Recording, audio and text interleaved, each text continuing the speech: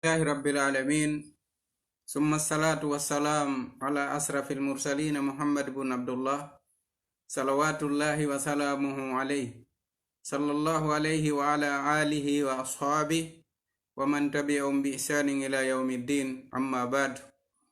أوصي نفسي وإياكم بتقوى الله سبحانه وتعالى.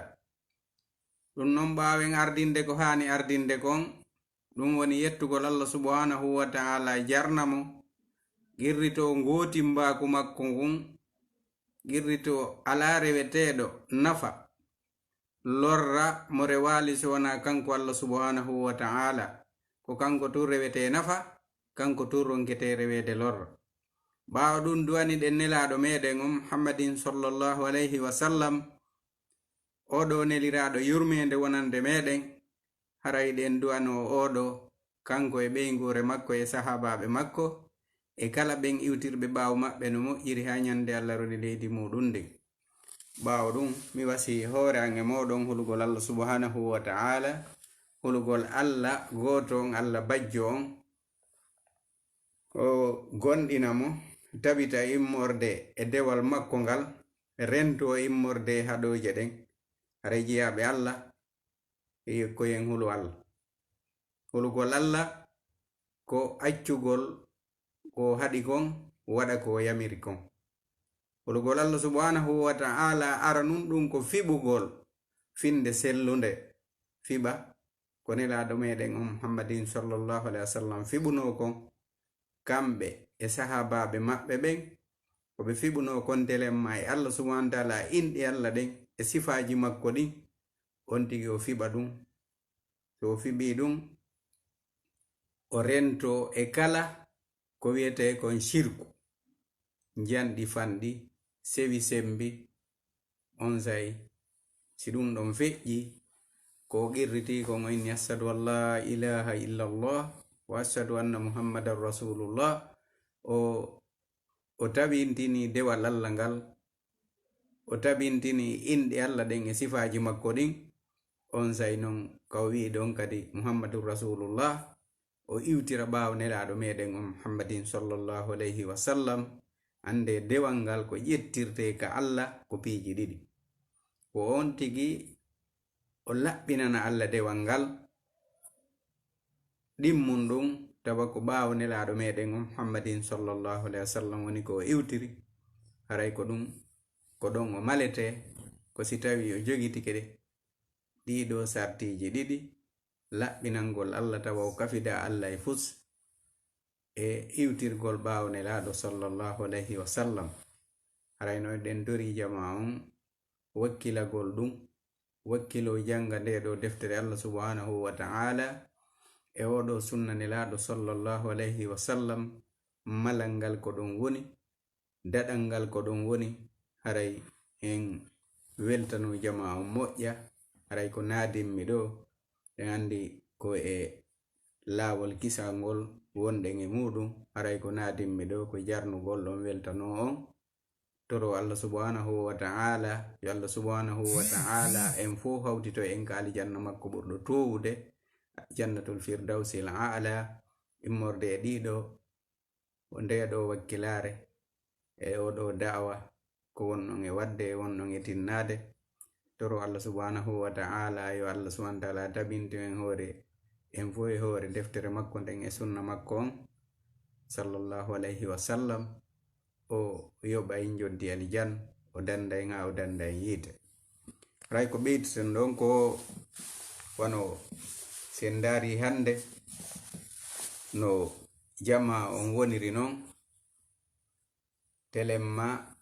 e ɓeɗo siɓɓe meɗen wonɓe feƴƴinde no jama on woni e waɗirde, haray ɗum no hawni wonande ɓeɗo julɓe filmugol filma neɗɗo on, filma fure, filma ngay gaburu on, ƴetta winda mo ɗon waɗa rip, haray rentoɗen e ɗum ɗon. Filmugol on tigi ya ha andi sono be artirai bugo ɗum ka Facebook sono be artirai tawa joma tawa siɓɓe oɗo ɓen yejjitino fi makko on sai ɓe yoya ɗum piw ɓernde nden kadi suno ɗen andi nelaɗo sallallahu alaihi wasallam no maki wondema enen julɓe ɓen ko heynotoɗen mayɓe meɗen ɓen ko balɗe tati wonande julɗo ko sonnajo wonata lebbinayi e balɗe sappo andi sariya on no haɗi moɓodirgol e fifatunde si feƴƴi balɗe tati andita hitande kala ma sono kala andita fi makko wulla suno enen ahlu sunna wal jamaa wona ɗum woni lawol maɓɓe ngol wona ɗum woni ko nelaɗo maɓɓe on tindini sahabaɓe maɓɓe ɓen e karamokoɓe iwtiraɓe ɓawo mum ɓen ha fewndo ɗo karamokoɓe iwtirɓe ɓawgol ɗo lawol nelaɗo sallallahu alaihi wasallam arayna ɗum ɓe tindini en aray wota en wowu wano woɓɓe woni e ukkude ɗum ɓay andaka ɓe ittiri oɗo windugol ɗo rib ɗum no andaka ittira ɓayna e julɓe ɓen ɗum ɗon iwri reni kadi siya kamɓe probléme ji maɓɓe wigol andutugol wano e jombende ɗo wi alisayni har tawana barmintino wulla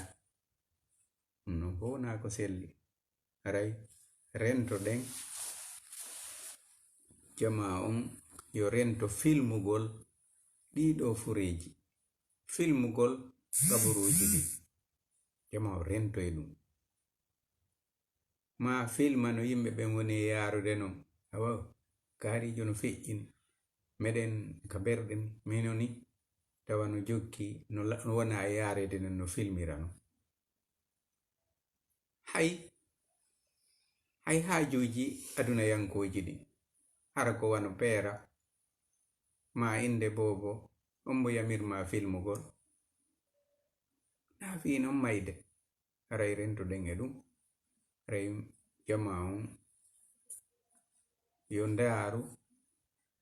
iwtira ɓawo nde ɗo deftere Allah subhanahu wa ta'ala e oɗo sunna nelaɗo sallallahu alaihi wasallam aray ko ɗon woni malalngal ko ɗon woni daɗalngal nden toro Allah subhanahu wa ta'ala yo Allah okku en aljanna yo dandu en yite yo yeɗu en ha okka en aljanna yo dandu en ha o danda en yite o hura en ko o yiɗi o yalli o ittana en nde ɗo nawnare wonde e hore ndi ɗo leydi soñjude aduna on fuu yo Allah subhanahu wa ta'ala ittan en nde ɗo nawnare e lorri moƴƴano nde tampini ɗum non kanko Allah subhanahu wa ta'ala himo wawi himo hattani no wawi ittude ɗum ɗo naɓa ka goɗɗo o ala ka bani adama hay goto ala aray tuube ruttoɗen ka makko ɗuɗɗinen tuubugol rutto ɗuɗɗinen wullitagol e makko fawɗen e makko wakkilorenmo kanko Allah subhanahu wa ta'ala wallay en si tawi en tuubi en ruttike en ɗuɗɗinen jantagol inde Allah subhanahu wa ta'ala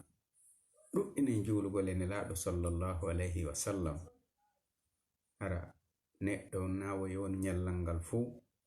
ko mapinimo koko woni e feƴƴude emmorde e aduna wano balon en ko ala entere ma politique tawa ko ɗum ɗo tum mapinamo ko honno o yaltirta e hore ndi ɗo leydi ko hisuɗo aray nyallal ngal fo na jangugol Qur'an na jantagol inde Allah na e julugol e nelaɗo sallallahu alaihi wasallam haray andi ngal ɗo nyallal ngal mo waɗi ɗum haray nyallal ngal waɗanaka mo barki. ɗum non eɗen doro julɓen kamɓe ɓe awa luttuɓe ɓen. julɓen himɓe mari haka ɓe yata, ɓe mari keerol wi'eteɓe feƴƴataɗo, ɓe nanda e luttuɓe ɓen na ay aduna on weeti hande onti o ndara tun ko jama on woni e wadde kon ma ko jama wingin ɗuuɗi kon o inna kanko kadi ɓe wonira no ɓen ɗon woniri non. non aray en ko ɗum ko hiwra gollon weltano on jarna on toro Allah subhanahu wa ta'ala Allah subhanahu wa ta'ala hisin en fu hisindinna en e jawle ɗen e ɓeygure nden, waɗa barke e ɓeygureji meɗen ɗi, ittana en kulol kañum e angal hoolare e toñe, wattitana en ɗum hoolare, wattitana en ɗum ngol ɗo kulol, ittana en ɗum ɗon, wattitana en nema, jonna en doole ɗen. Allah subhanahu wa ta'ala ɓay ko kanko wawi, kanko jogi yo ittan en nde ɗo tampere e nde ɗo sattende e ɗe ɗo toñe e hore ndi ɗo leydi meɗen. Allah subhanahu wa ta'ala butinan en waɗa gebal ɓutton, waɗana en gebal ɓutton, o ittana en oɗo sonja e nde ɗo tampere, o ɓanta fi meɗen. Allah subhanahu wa ta'ala bantu fi l'islam on yo o liɓu oɗo kefeeru e ngal ɗo bandiyagal wongal e wadde e hore leydi en fu tentini e nder ndi ɗo leydi meɗen. Aɗen tora Allah subhanahu wa ta'ala yo Allah fewnu nde ɗo ɓeygure men, ɓeɗo sukaɓe jiwɓe e sukaɓe worɓe, fewna ɓe lawol l'islam, tabintinna ɓe e hore ngol ɗon lawol. haray iɗen wiya Allahumma izzal islam wal muslimin wa adilla shirka wal mushrikin, Allahumma dammir a'da ad-din, Allahumma satti samlahum wa farriq zammahum, ربنا تقبل منا إنك أنت السميع العليم وتب علينا إنك التواب الرحيم. اللهم اهدنا فيمن هديت وعافنا فيمن عافيت